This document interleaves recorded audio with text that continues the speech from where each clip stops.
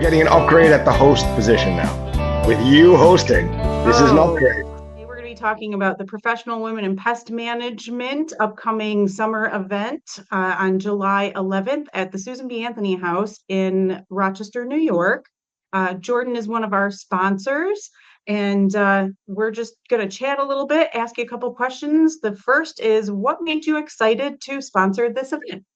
Well, first of all, before I will answer all your questions, Holly, but first of all, I want to give a shout out to you for your inaugural hosting experience on The Voice. I am sure the ratings are going to be through the roof. Everyone has been waiting for Holly to come on and host. Her husband, Andy, is fantastic, but this is big. This is like, I don't know, Johnny Carson, coming back. We're doing PWIPM, so maybe like Scarlett Johansson hosting SNL, something like that. So Oh boy. inaugural, I'm very happy to be here. So thanks for having me. But yeah, the first question about what's exciting about the sponsorship for me, was that the first Yeah. question? What made you excited to sponsor the event? I got to tell you, as soon as I mentioned that this was a vision that we had, Jordan just jumped right on the bandwagon, didn't even bat an eye, just seemed very enthusiastic about it and was like, yeah, you need a sponsor, I'll sponsor you. So he jumped right on, and tell me a little bit more about that. Yeah, well, I mean, you do so much for the industry, so I will go through a couple of reasons. First is just that what you do for the industry. Everyone should know how instrumental you were, at least on the committee that I guess I'm vice chair for, the legislative committee in New York. You helped certainly for the time being, this legislative session, defeat 3 bills that would be highly detrimental at the state level. So It was both a team in effort. yeah, no, Team 100%. effort. But you were instrumental for sure, with respect to the New York State, and you also were tremendous sharing pest control operators' perspective with respect to the Farm Bill, trying to get state preemption, or now we're calling it federal and state co-regulation. So one, I wanted to give back. Two, you were very welcoming to me during my visits to Syracuse to see you and Andy several years ago now. It doesn't feel like that long ago, but I wanted to pay that back. Okay. And thirdly, on the whole, many women in pest management have been integral to sort of me getting a feel for this industry, getting to know people, feeling comfortable. I can give shout outs to Samantha Forrest, Lisa DiDomenico, Mickey Thomas, Marie Horner, I don't know, Marie. Jennifer Brumfeld at Western. I mean, I'm forgetting people, but those are women who, within the first few months of me being in this industry, feeling like I was lost at sea, guided me towards just meeting other vendors, meeting people, despite whether there would be competition or not, or really going out of their way to help me meet people in the industry, and although I guess you call them influential people as well. So very grateful to all they do. So it only seems right to give back, just a tiny bit of what they've given me. I love that answer. That last little part was unexpected but very appropriate, and I really love your acknowledgement of some of the galvanizers, is what I would call them. Yeah. Women who reach out and extend themselves to others and kind of create their own tribe. And of the 4 or 5, maybe 6 ladies that you mentioned, I know 3 or 4 of them, and I would absolutely agree with the sentiment that you shared about them. So, the next question, how does this event align with your company's mission or values? Well, we support. I don't think it's original to say that we support women. I mean, I hope in this day and age that is a universal feeling. But I do recognize that despite the significant influence and impact that women have on this industry, that they are still, you are still a minority, right? And you go to an event, usually you're outnumbered. So maybe a general event, but there is a significant influence, and all the women I know in this industry are tremendous. in intellect, work ethic, friendliness, cooperation. So that aligns with, our values. My grandmother was one of the first like women in an ad agency. So I don't know if you've ever seen the show Mad Men, about a very, Yes. Yep. very male dominated industry in the 50s and 60s. Well, my grandmother was one of the first advertising execs. So from stories, I kind of get a feeling of what it's like to try to thrive in a male dominated industry. I'm not equating sort of any chauvinistic, tendencies that maybe saw on that show to what goes on now, but both on a personal level and a professional level, we certainly feel like we want to be there for women who are striving to find whatever role they want it to be in an industry that's traditionally male dominated, and that is shifting. But so I would say, both professionally through the contacts I have, but also, through having, a close family member who also sort of was a trailblazer I was going to in what say, was a male dominated industry. So forged a path, right? yes, It yeah. sounds like she really forged a path for herself and those behind her. And that's a huge theme in professional women in pest management, also known as PWIPM. You anticipated my next question was the personal connection or insights that you'd like to share. Is there anything meaningful about this event being hosted at the Susan B. Anthony House? Are you familiar with Susan B. Anthony?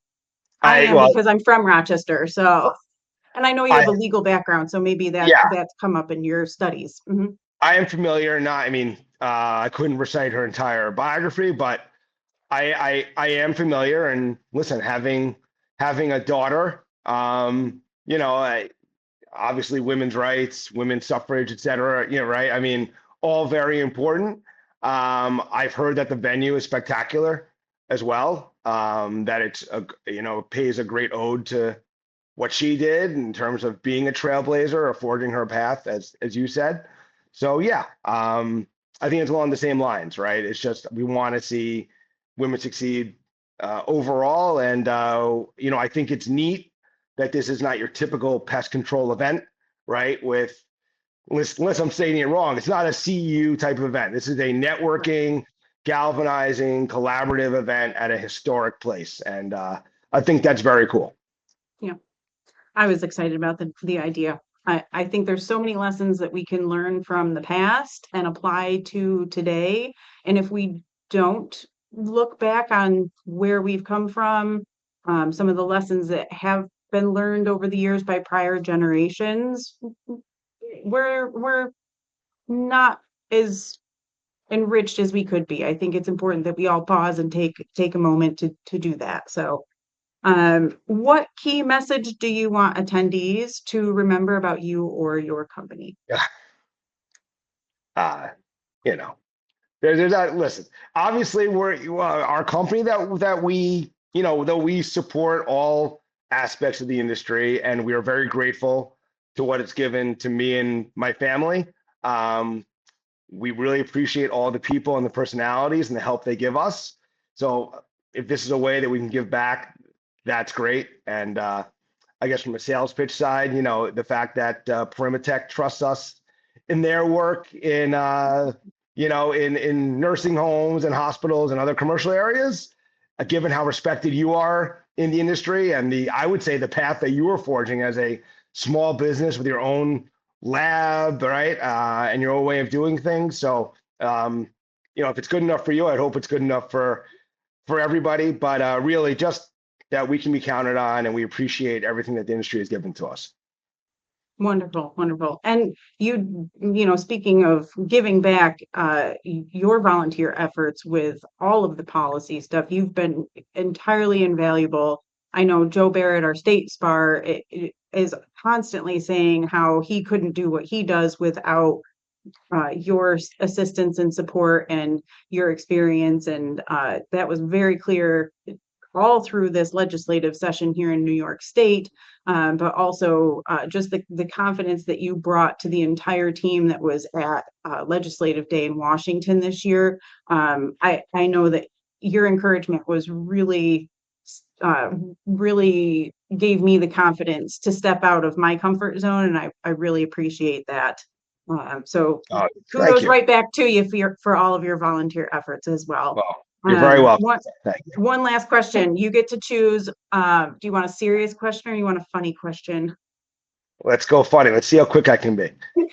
Okay. So this one, just to be clear, I didn't prep Jordan for this one. So, and I know he's got a great sense of humor. So going with our theme of women, if you had to choose to be a Disney princess, which one would you choose and why? Oh, well, okay. All right. Well, I will say reading all these princess stories with both my kids, equal opportunity, one on each side of my lap. They're 18 months apart, so my son and daughter.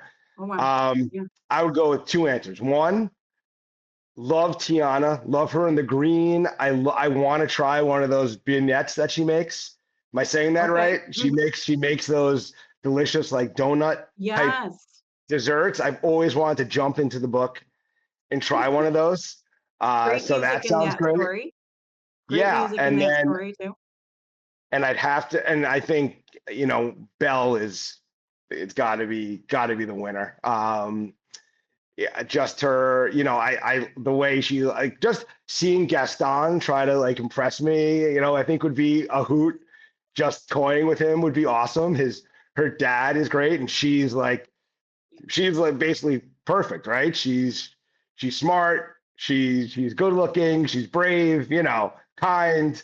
She's got it all. Just like my wife does, I would say. So, I gotta go with Belle, with Tiana being a close second. Love her outfit, love what she's making. So yeah, that'd be my answer. How about you? Well, first I was going to ask you, would you go with Belle because you feel like you're the beast? I Just messing with you. wish, Um, I wish. Yeah, I have to tell you that Ariel has always been my personal favorite. I think it has to do with it coming out when I was about 8, 9, 10 years old, and my neighbor having a pool. We spent hours pretending to be mermaids in that pool. yeah. But I think if I ever had to choose a superpower, it would be either flying or breathing underwater. So mermaids are pretty darn close to breathing underwater. So Ariel is my princess of choice. Well, thank you so much for taking the time to join us. Again, thank you so much for sponsoring our event and making this gathering possible. I wish that you could make it up and hang out with all us ladies. I do have a couple gentlemen joining us, so that's exciting. And I always love opening the door to the gentlemen, because there are things that we might talk about that might be insightful for them, something that maybe they didn't see it that way. So I'm excited to have some gentlemen joining us as well, and you'll have to put it on your calendar for next year and bring your daughter. 100%. Absolutely. And yes, I promise you those gentlemen will learn a lot. They will learn a lot from you. Not just some, maybe, definitely. So, All right. Awesome. Thank you again so much for joining us. thank you, Holly. Excellent Thank job. you. Excellent Thanks. job. Thanks.